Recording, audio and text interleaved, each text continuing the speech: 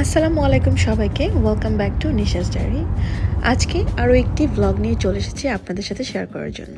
এটা হচ্ছে আমাদের টেক্সাসের ভ্লগ। আমরা খেলা দেখতে গিয়েছিলাম। অবশ্যই আজকে রাসেল ড্রাইভ করছে না, আমরা নিয়েছি উবার। চলে যাচ্ছি আমরা এয়ারপোর্টে।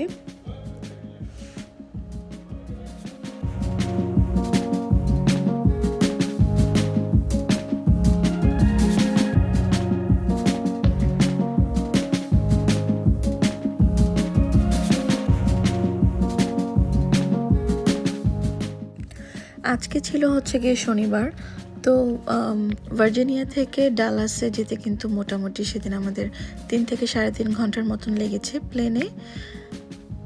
এবং যেহেতু এটি একটি ডোমেস্টিক ফ্লাইট, ইন্টারন্যাশনাল না, তারপরেও কিন্তু চেকিং হবে, রেগুলার যে সমস্ত চেকিংগুলো হয় সব কিছুই হবে।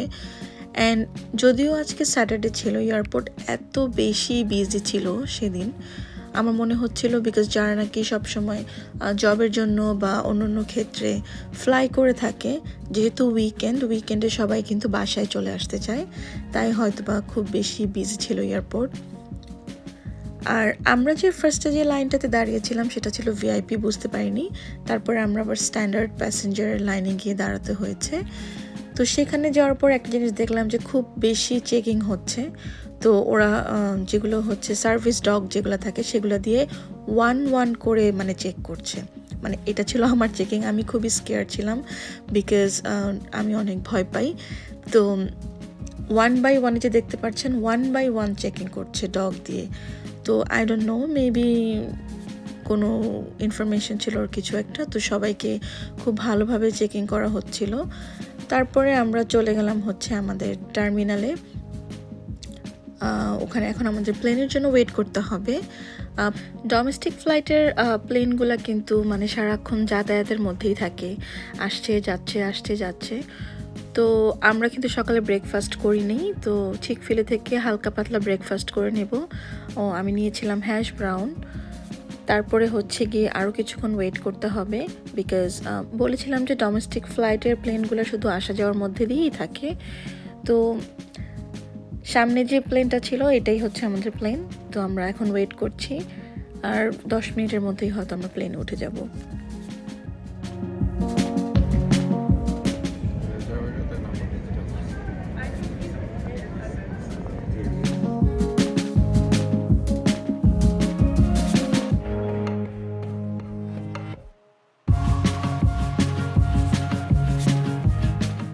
যে কোনো স্টেটেই যাই না কেন, প্লেন থেকে কিন্তু সেই শহরটাকে দেখতে খুব সুন্দর লাগে। এটা হচ্ছে টেক্সাসের ডালাস শহর। উপর থেকে দেখেই বোঝা যাচ্ছে যে অনেক গাছগাছালি, পানি সব কিছু মিলিয়ে ঝিলিয়ে খুবই সুন্দর শহরটা। আমরা অলরেডি পৌঁছে গিয়েছি। প্লেন থেকে নেমেই হচ্ছে গিয়ে আমরা এয়ারপোর্টের পাশেই হচ্ছে আমাদের কার রেন্ট করা ছিল। আমরা রেন্টাল কারের অফিসটাতে চলে গেলাম, সেখান থেকে আমাদের গাড়িটা বুঝে নেওয়ার জন্য।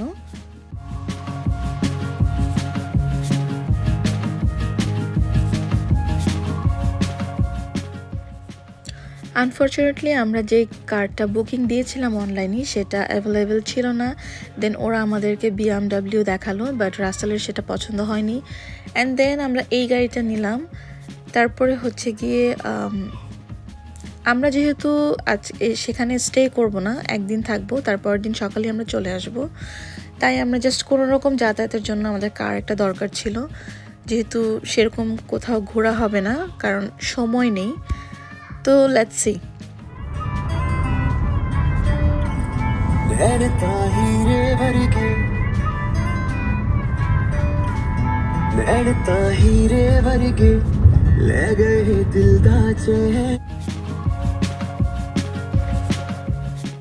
আমরা যে কোনো স্টেটে যাই না কেন ঘোরা কিন্তু হয় মাস্ট, বাট এইবার আমাদের স্কেজুলটা এত টাইট, মানে আমরা টাইমিংটা খুবই কষ্ট ছিল যে কোথাও যেতে পারি নাই।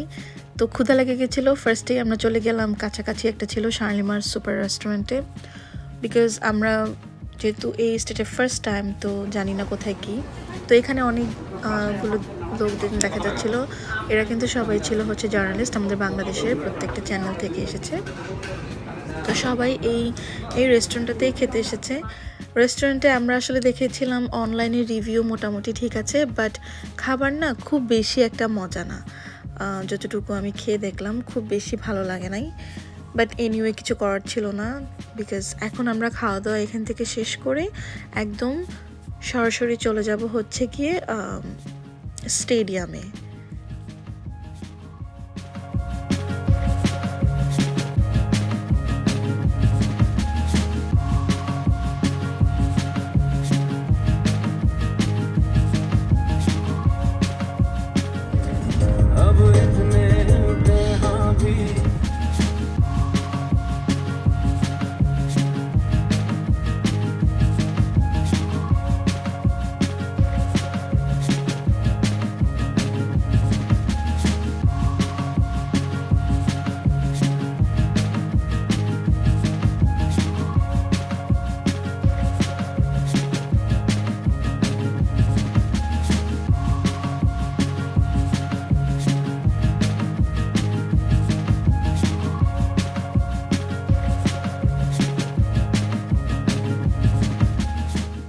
আমরা চলে এসেছি স্টেডিয়ামে অ্যান্ড অনেক অনেক অনেক মানুষ। আজকে যেহেতু বাংলাদেশ এবং শ্রীলঙ্কার ম্যাচ ছিল, তো বোথ সাপোর্টারই ছিল অনেক অনেক বেশি, অ্যান্ড বাংলাদেশি একটু বেশি ছিল সব থেকে।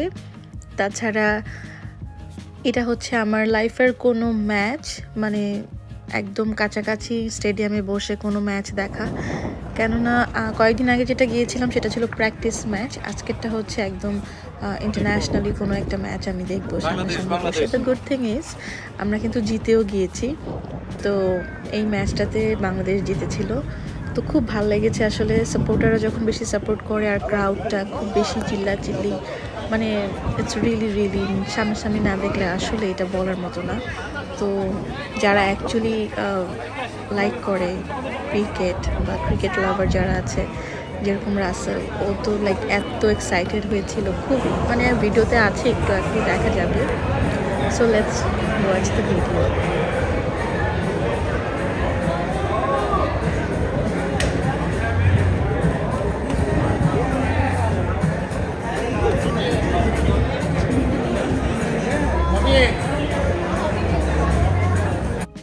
স্টেডিয়ামে গিয়ে আসলে আমাদের ব্লগার সেলিনা রহমান, তাদের সাথেও দেখা হয়ে গিয়েছিল।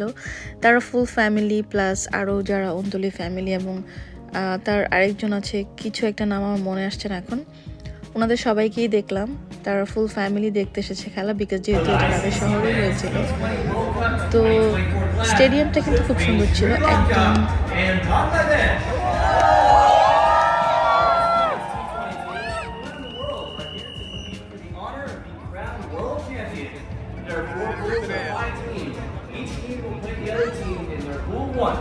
Top 2 teams will go through to the Super 8 stage.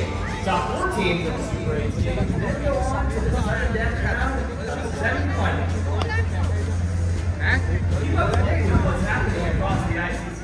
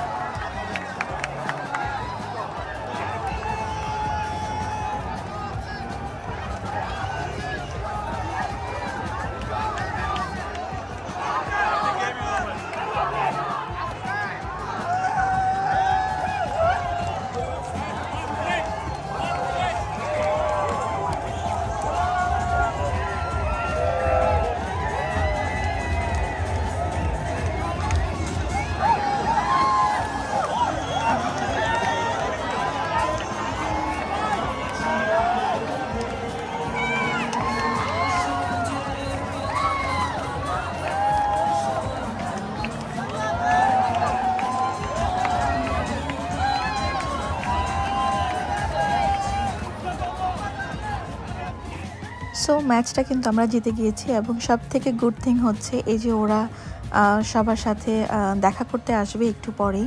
And then I got autograph from Shakib Al Hasan and Taskin Rahman. তো ওদের কাছ থেকে আমি অটোগ্রাফ নিয়েছিলাম, আমার রাসেল আমাকে একটা ক্যাপ কিনে দিয়েছিল সেটাতে। তো ইট ওয়াজ এ গুড, খুব ভালো একটা এক্সপিরিয়েন্স আমার জন্য, খুব ভালো লেগেছে। আর বিশেষ করে জিতে গিয়ে কিন্তু আরও ভালো লেগেছে। তো আই হোপ আপনাদের কাছে ভিডিওটি ভালো লেগেছে। যদি ভালো লেগে থাকে অবশ্যই কিপ ওয়াচিং নিশাস ডায়েরি এবং subscribe and share with your friends and family. আজকের মতো তাহলে এখানেই, আল্লাহ হাফেজ। অ্যান্ড হ্যাঁ, ভিডিওটা কিন্তু পুরোপুরি শেষ করুন, বিকজ এন্ড পর্যন্ত দেখতে থাকুন তাসকিন এবং সাকিব আল হাসানকে। আল্লাহ হাফেজ।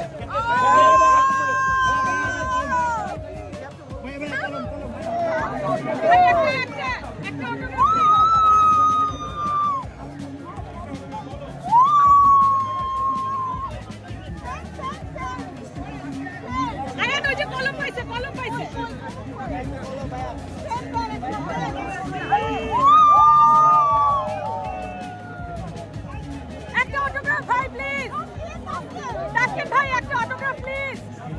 Taskin bhai, একটা